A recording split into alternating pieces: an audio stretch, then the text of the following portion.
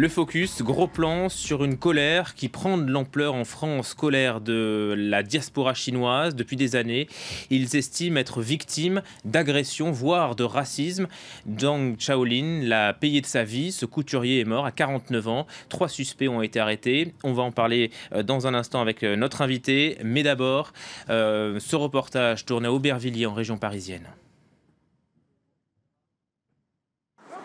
La Courneuve, résidence du parc.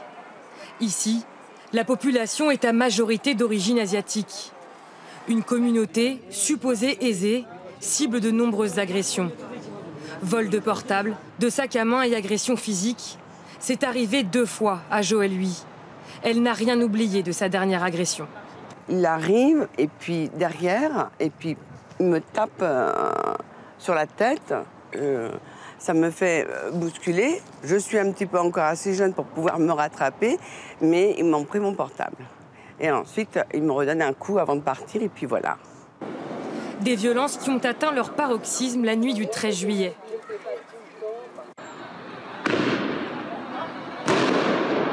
Sur ces images amateurs, des jeunes de la cité voisine lancent des feux d'artifice sur la résidence.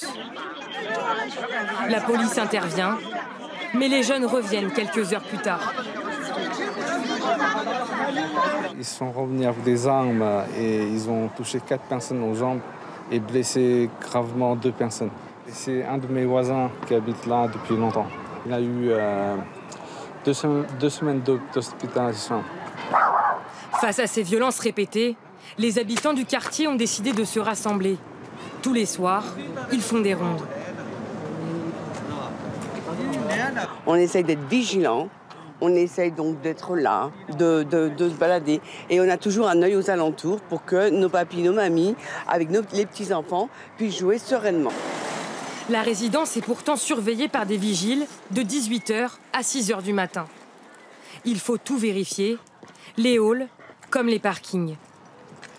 Ils rentrent la journée pour casser les voitures. Régulièrement, Tidiane Sidibé essaie, entre ses rondes, de calmer les jeunes des quartiers voisins. Ils disent qu'ils viennent uniquement pour voler les Asiatiques.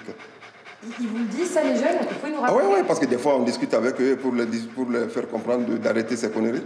Donc, ils nous disent carrément, donc les Chinois, ils donnent l'argent. Donc, c'est pour ça qu'ils les agressent, pour avoir de l'argent aussi. Des agressions qui peuvent virer au drame. Rue des Écoles, à Aubervilliers. Le 7 août, Shaolin Zeng, un couturier de la ville, est agressé en pleine rue. Après 5 jours de coma, il succombe à ses blessures. Sa sœur et son fils n'imaginaient pas que la violence puisse atteindre un tel niveau. Je ne comprends pas. Il n'avait pas d'argent sur lui. Pourquoi le tabasser à mort? On est tous humains, on est comme les autres. La seule différence peut-être, c'est qu'on accorde une vraie valeur au travail. On sort très tôt le matin, on rentre très tard le soir. Malgré ça, notre vie n'est pas garantie. À Aubervilliers, au cœur du triangle d'or des grossistes chinois, on charge et on décharge inlassablement les camions. Pas question d'arrêter de travailler, malgré le climat d'insécurité qui règne. Comme tous les soirs, Didier Sullivan ferme sa boutique. Direction son domicile, il a déjà été suivi plusieurs fois. Aujourd'hui, il ne rentre jamais chez lui sans faire de détour. J'accélère et je rentre tout au fond sur la bande de gauche tout au fond. Et puis les voyants me suivent, je me rabats tout à droite et je sors à la prochaine sortie. Pour les semer. Regarder derrière soi, toujours être sur ses gardes, c'est devenu le quotidien des commerçants. On est visé parce que le racisme en fait, anti-asiatique qui s'est propagé pendant les 5-10 dernières années, fondé sur l'idée que notre communauté transporte plus d'argent qu'un commerçant lambda. En 7 mois, plus de 105 vols avec violence ont été recensés contre les Asiatiques, rien qu'à Aubervilliers. Le ministre de l'Intérieur a promis de renforcer les effectifs policiers et d'installer de nouvelles caméras de vidéosurveillance.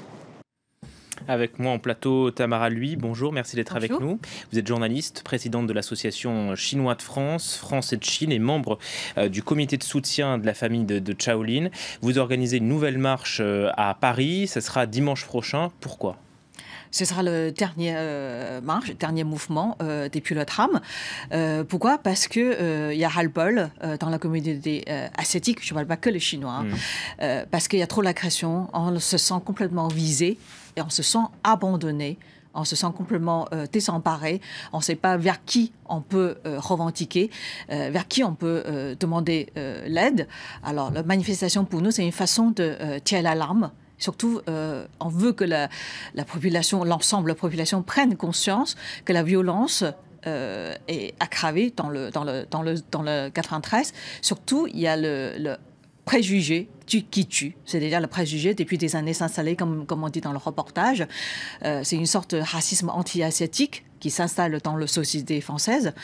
Personne n'a dénoncé. Le préjugé sur l'argent, c'est ça ? Surtout, par exemple, notre façon de vivre. Préjugé pour dire qu'on est faible. On ne portait pas de plainte, on ne parle pas français. Certes, il y a une part de vérité. Ce n'est pas tous les Chinois qui parlaient très bien français. Il y a une part de vérité. Mais ce n'est pas pour autant qu'on est faible. Et ça ne justifie évidemment pas de violence. Surtout, on ne se suffisait pas qu'on soit victime de ces violences, surtout avec les violences gratuites. Est-ce que la mort de Shaolin a été un déclic pour les Chinois ? Bien sûr, tout simplement, c'est le déclencheur. C'est le déclencheur parce que il y a déjà un mois, l'association qui a écrit une lettre à Cazeneuve pour dire qu'il ne faut pas attendre un mois pour que le ministre est allé à la 93 se rende visite et renforcer les polices nationales. Mais alors, il y a 3 semaines après, il y a déjà un mort. Donc, on n'est jamais trop tôt pour revendiquer. Et d'ailleurs, c'est déjà très tard pour qu'on se lève le voix. Le ministre de l'Intérieur, Bernard Cazeneuve, promettait dans le sujet plus de mesures, plus de sécurité. Est-ce que c'est le cas à Aubervilliers ? Pour l'instant, sans doute, nous, on est très vigilants. On veille que toutes les promesses soient concrétisées. Il y a beaucoup de réunions ont été lieues récemment. Je pense que même ce matin, le ministère de l'Intérieur a reçu les associations chinoises. On parlait un peu pour nous écouter, pour savoir qu'est-ce qu'on revendique, qu'est-ce qu'on veut. Et surtout, on a essayé de trouver un cadre de travail. Comment on peut rétablir les réunions régulières, qui sont nos interlocuteurs, quelle est l'association chinoise parmi nous qui peut être l'interlocuteur privilégié pour discuter avec le gouvernement, pour veiller que les mesures soient prises. Donc, le chemin est très, très, très long. Voilà, donc vous êtes reçu et vous allez avoir un interlocuteur au sein du gouvernement. En tout cas, les associations et le gouvernement discutent. La préfecture annonce 105 cas recensés depuis des cas d'agression depuis les 7 premiers mois de l'année à Aubervilliers. Vous pensez que le chiffre est sous-estimé ? Bien sûr, je pense que le chiffre est beaucoup, beaucoup sous-estimé par rapport à la réalité. Au départ de l'année, même l'année dernière, il y a beaucoup de victimes qui n'osent pas aller se plaindre parce qu'ils sont sans papier, parce qu'ils ne parlent pas français, parce qu'ils connaissaient pas leurs droits et leurs devoirs. Ils ne savent pas qu'on est sans papier, on est victime de violence, on peut aller au commissariat, se faire la main courante ou porter plainte. Ce n'est pas là qu'on se fait expulser. Donc ça, c'est le travail à faire sur le terrain, de médiation, travail avec les associations, c'est le travail de pédagogie, c'est le travail d'information. Donc il y a une part de travail de responsabilité civile de la part de l'association, et il y a la part de travail de l'autorité qui s'informe, qui fait les médiations, qui est en lien direct avec la société. Dans le reportage, il y a un témoignage, un Chinois qui estime que ce racisme anti-chinois remonte à 5-10 ans. C'est cela ? Peut-être plus que ça. C'est-à-dire que récemment, des sondages montrent que, par exemple, les jeunes deuxième génération de Chinoises, qui se sont 57% pensent qu'ils sont plus visés comme l'objet de raciste par rapport à ses parents.